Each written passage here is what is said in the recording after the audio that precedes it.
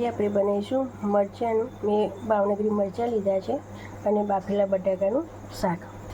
એમાં મેં મરચું લીધું છે, હળદર છે, ધાણાજીરું છે અને મીઠું છે. આપણે વઘારમાં જીરું નાખીશું અને અજમો નાખીશું, હિંગ નાખીશું.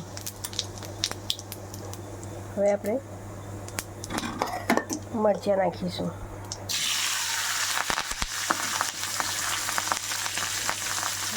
મિક્સ કરીશું.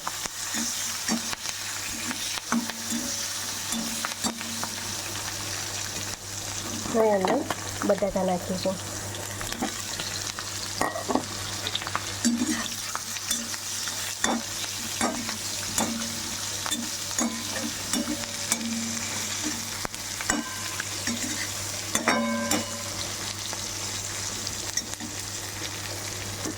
હવે અંદર આ બધું મસાલો નાખી દઈશું.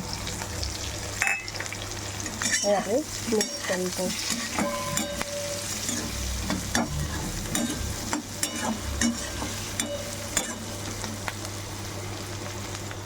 હવે આપણું બટાકાનું અને મરચાંનું શાક તૈયાર છે. હવે આપણા બટાકાનું અને મરચાંનું શાક તૈયાર છે.